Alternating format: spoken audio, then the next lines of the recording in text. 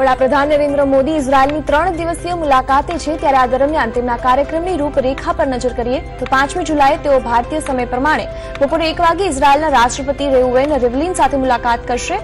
બપોરે 2 વાગે PM Modi Israel PM સાથે બેઠક કરશે.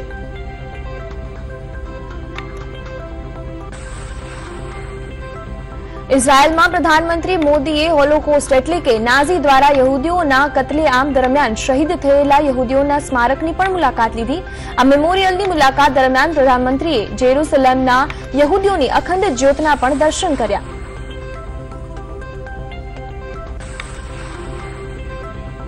પ્રધાનમંત્રી નરેન્દ્ર મોદીએ ઇઝરાયલમાં ડેન્ઝિંગર ફ્લાવર ફાર્મની પણ મુલાકાત લીધી. તો ભારતના પહેલા પ્રધાનમંત્રીના આગમન પર ઇઝરાયલે પણ પૂર્ણ સન્માન આપતા તેમના એક ફૂલને મોદી નામ આપી દીધું.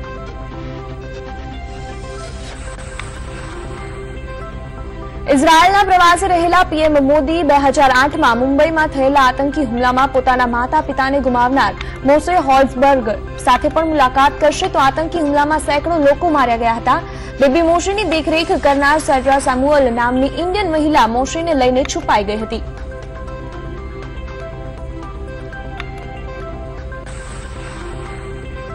ચોમાસાની શરૂઆતમાં જ શાકભાજીના ભાવમાં ભડકો થયો છે. લીલોતરી શાકભાજી જેવા કે કોથમીર, મરચાં અને ટામેટાના ભાવ આસમાને પહોંચ્યા છે.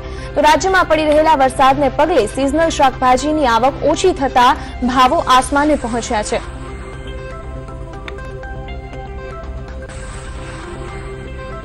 કેન્દ્ર સરકાર દ્વારા રોજ પેટ્રોલ ડીઝલના ભાવ નક્કી કરવાનો વિરોધમાં 2 દિવસ માટે પેટ્રોલ સંચાલકો પેટ્રોલ નહીં ભરે. ત્યારે આ સમાચાર વહેતા થતા લોકો વાહનોમાં પેટ્રોલ પુરાવવા માટે પેટ્રોલ પંપ પર દોડી ગયા છે.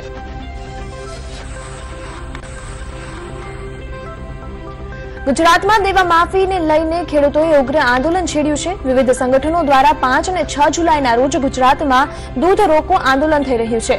ગામડામાં દૂધ ઢોળવામાં આવી રહ્યું છે, તો શહેરોમાં લોકોને દૂધ માટે હાલાકીનો સામનો કરવો પડી રહ્યો છે. તો સવારથી જ પાર્લરમાં દૂધની અછત જોવા મળી રહી છે.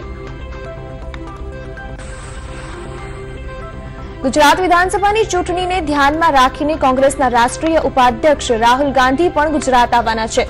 પ્રદેશ કોંગ્રેસ દ્વારા જુલાઈ અંત અથવા તો ઓગસ્ટ મહિનામાં રાહુલ ગાંધીને ગુજરાત બોલાવવાનો તખતો ઘડવામાં આવ્યો છે.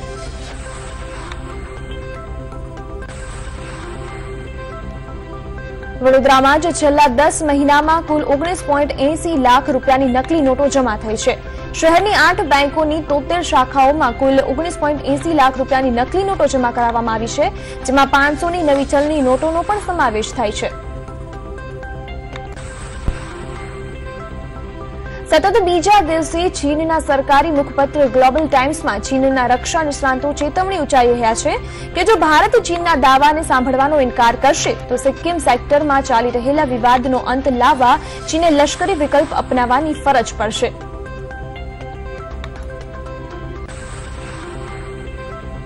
અમેરિકા તરફથી ભારતીયોને મિત્રતાની નવી ભેટ આપવામાં આવી છે. અમેરિકા દ્વારા ભારતીય યાત્રીઓને પ્રિયવપુલ લો રિસ્ક ટુરિસ્ટનો દરજ્જો દેવામાં આવશે, જેનો મતલબ છે કે ભારતીય યાત્રીઓ સૌથી વધુ સુરક્ષિત છે અને તેમના તરફથી અમેરિકાને કોઈ જોખમ નથી.